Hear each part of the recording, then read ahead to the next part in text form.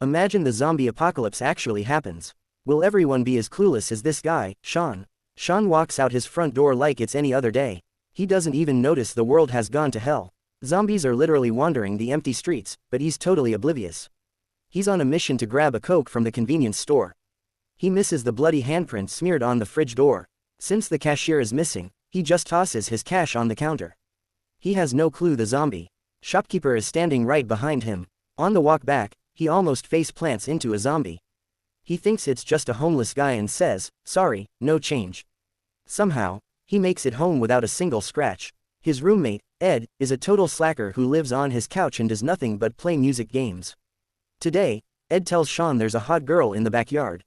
Sean is interested immediately. They head outside to try some smooth talk. When she doesn't respond, Ed chucks a rock at her. She turns around and they're both horrified by her face.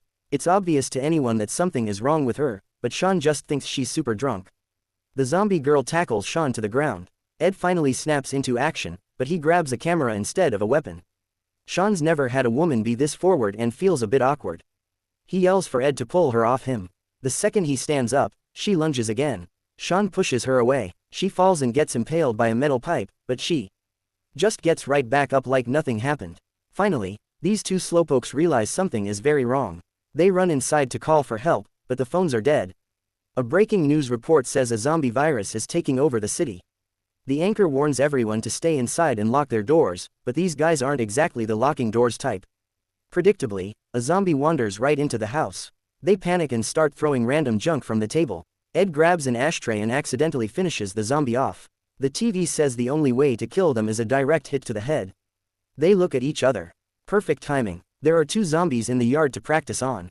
The plan is okay, but they're just throwing trash that does zero damage. Once they run out of junk, Ed starts hurling vinyl records at them. It actually works pretty well, so they grab a whole crate, but after a few throws, they realize their aim is terrible. They eventually switch to some good old-fashioned heavy weapons. Back inside, the news says a single bite turns you into one of them. That's when they remember their roommate Pete is still upstairs. They head upstairs and find out their roommate has already turned. After Sean locks him in the room, he gets a call from his mom, Barbara.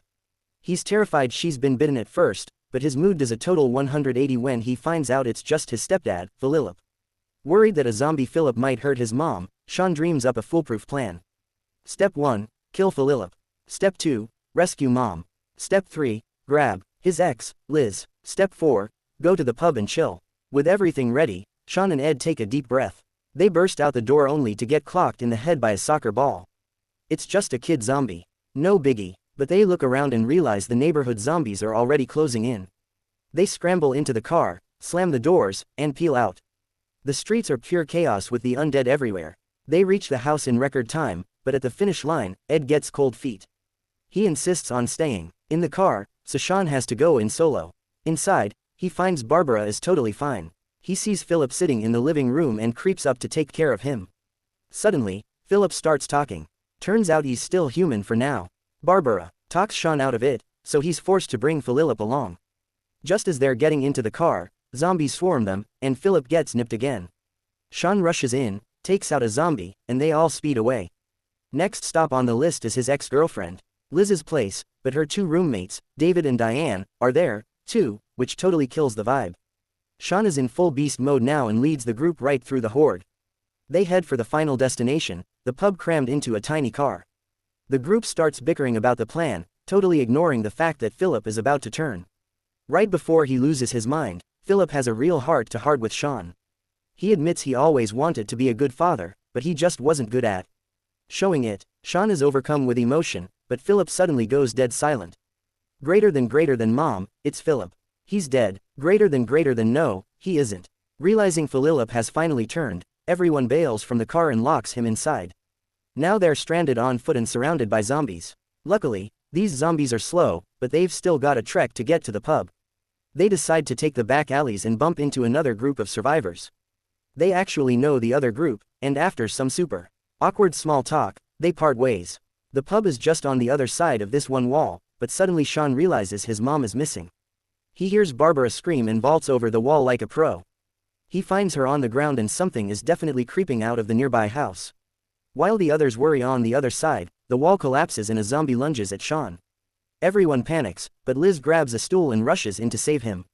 Sean finally breaks free and Diane tosses him a metal pipe.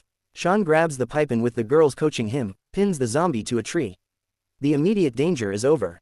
Sean hops up a ladder to scout the pub. He looks out and sees a massive ocean of zombies surrounding the place. It looks like getting inside safely is a total suicide mission. Just then, the zombie in the tree moves and a light bulb goes off in Sean's head. Cut to the group shuffling along right in the middle of the horde. They're moaning and dragging their feet, trying to blend in. It looks absolutely ridiculous, but it actually works. The zombies don't even notice how terrible their acting is. The group finally makes it to the pub door, but no one answers. The noise they're making starts to attract a nearby zombie. Right at the worst moment, Ed's phone starts ringing and makes everyone's head explode. Ed actually answers the call like everything is normal. Sean is absolutely livid at his useless partner in crime. He smacks the phone out of Ed's hand and screams at him. That one shout successfully grabs the attention of every zombie in the area. In a panic, David smashes a window to climb inside. Sean knows the zombies will follow, so he steps up to be the hero. He stands on something high and screams his head off to lure the crowd away. The rest of the group takes the chance to scramble into the pub. They wait for ages, but there's no sign of Sean. David suggests locking the doors and tries to appoint himself the new leader, but the group isn't having it. They refuse to leave without Sean. David starts a huge argument, but Sean shows up just in time. He successfully ditches the mob and slips in through the back door. They settle in, have a few drinks, and wait until it gets dark. The street lights flicker on, and Sean wants to check the news on TV. He goes to the storage room to flip the breakers. He accidentally turns on the outdoor floodlights while he's at it. He looks out the back door and realizes the zombies have surrounded them again. Sean runs to warn the others, but Ed is already playing a loud arcade game. They try to stop him, but it's too late. The noise acts like a dinner bell for the undead. Suddenly, a zombie pops up right inside the pub. While everyone is freaking out, the jukebox starts blasting music out of nowhere. Now they're really in trouble. Sean tells David to kill the music while they hold off the zombies. But in the heat of the moment, David is totally useless. He just hits random buttons and makes everything worse. Instead of turning off, the music lures even more zombies. Inside, the windows are about to buckle under the pressure. It's time for the group to fight their way out or die trying. But right then, Barbara starts acting a little strange. It turns out she was bitten a while ago. David wants to take her down immediately, but Sean refuses to let that happen. He even threatens David with a broken bottle. As they face off, Barbara finally turns behind them with a heavy heart. Sean picks up the gun and says goodbye to his mom. While everyone is grieving, David starts talking trash. Sean loses his cool and decks him right in the face. This makes David completely snap. He storms over to the window, yelling that he's leaving on his own, but the next second, zombies burst through the glass and drag him out. The others try to help, but it's already too late.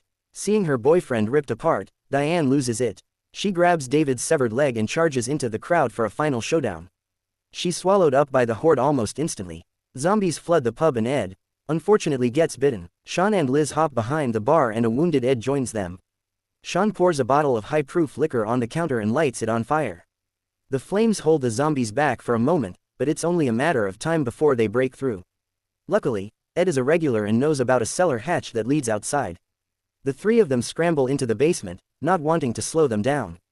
Ed chooses to stay behind and cover their escape. As the zombies break down the door, Sean and Liz are forced to leave him. They take the service lift to the street, but things look even more hopeless out there. The entire area is crawling with the undead. Just as they prepare for a final stand, a truck roars around the corner. It's the military rescue squad with massive firepower. The zombies are wiped out in seconds. The two of them are finally safe. 2.5 months later, the zombie crisis is mostly under control. The remaining zombies are actually put to good use. They do menial labor or even star on game shows to entertain the public. Sean even brings the zombie version of Ed back to his garden shed. Ed is chained up inside, kept as a sort of pet. He and Sean even sit down to play video games together, just like old times.